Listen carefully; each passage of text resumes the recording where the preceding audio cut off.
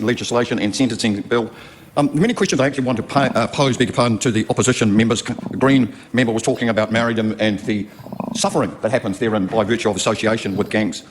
Maori by population make up 1 million people in New Zealand. 1 million. I've just Googled the stats. So essentially just close to 1/5.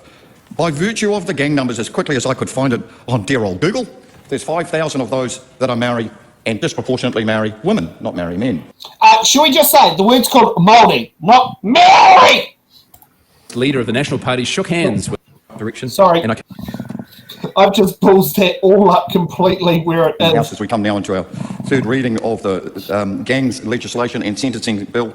Many questions I actually want to pose, beg your pardon, to the opposition members. The Green member was talking about Maoridom and the suffering that happens therein by virtue of association with gangs.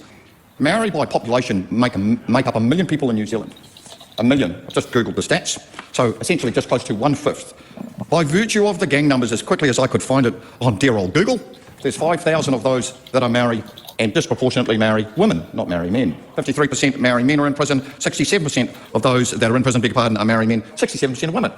1 million New Zealanders, that happen to be Māori, are not in prison. I think we're having an ideological conversation here today about breaking the law, intimidating law-abiding New Zealanders who just want to go about their daily lives. Now, Madam Speaker, I live in Northland, quite often venture into the far north. Awesome place. Spend a bit of time in Kaikoui. Certain times of the day, that's a pretty scary proposition for certain people because there is a significant gang presence. Please, I ask this House to indulge in common sense. For a lot of New Zealanders, that is frightening. By virtue of the nature of being in gang, we can have a wider conversation about the societal drivers of young Māori men disproportionately drawing down on wanting to be in a gang. We understand what they are. The member rightly pointed out. Poor employment, domestic violence, perpetrated often against them. But why are we not talking about the victims of crime? That so often, to the member's remarks about Māori and Maoridom, if I pronounce it correct. Oh, he actually got it correct. The victims are disproportionately Māori.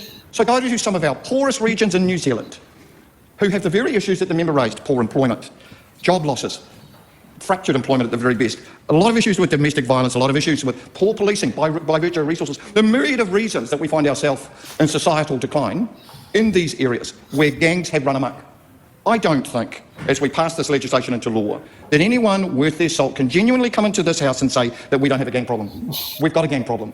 We've got a problem with some of our young people who happen to be Māori, choosing that as a pathway to a future. That is a nonsense. I don't pick winners and losers based on race, I pick people. They either want to be in there or they don't. They break the law or they don't. We have a prison system that reconciles those that have broken the law and those that haven't. Yes, the member makes some very salient remarks about the societal drivers of gang membership and joining them, but let's be real here. There's 1 million Māori people and overwhelmingly they're not in gangs. They're bloody good people going about their lives, adding to New Zealand society, the tax take, the overall well-being of New Zealand as a whole. They're not gang members, they're not out intimidating people on motorbikes, flipping the bird, ultimately making people's life pretty miserable. There's a better opportunity and it is employment. Let's find these people's jobs. Let's get our young Māori men and women in schools. Keep them in schools. We can have a wider conversation around that. But this bill, to do with gangs, is addressing the core drivers of gang intimidation. And I think, at risk of over-litigating the point, this bill is addressing that runaway problem and the victims of crime and the victims and the dear old New Zealander that just wants to go about their daily lives without being intimidated. And that includes the million Māori people that aren't part of any sort of gang affiliation. Thank you, Madam Chair. I was not expecting him to correct it. I was not expecting him to correct it. Maybe my yelling telepathically sent back to Thursday to tell him to get it right.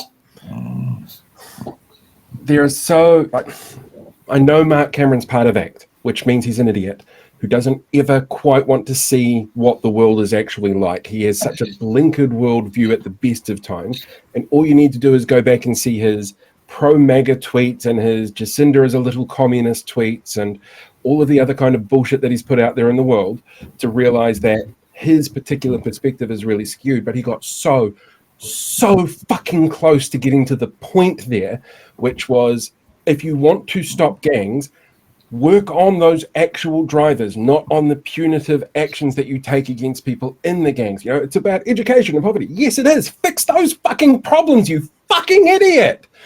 But no, he's just going to sit there going, let's be tough on gangs. That's going to fix it. And it doesn't. And it just shows how fucking stupid and how fucking entrenched these people are and how much they don't want to actually pay attention to the research, to the people talking to them, to those people that are actually impacted by the choices that they're making as government.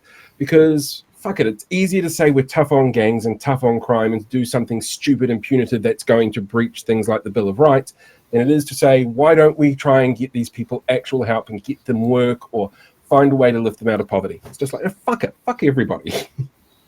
They need to sit there and get hold of Medium and try and call up the ghost of Robert Muldoon. Should we hear last one? Let's look at Takatai Tash Kemp.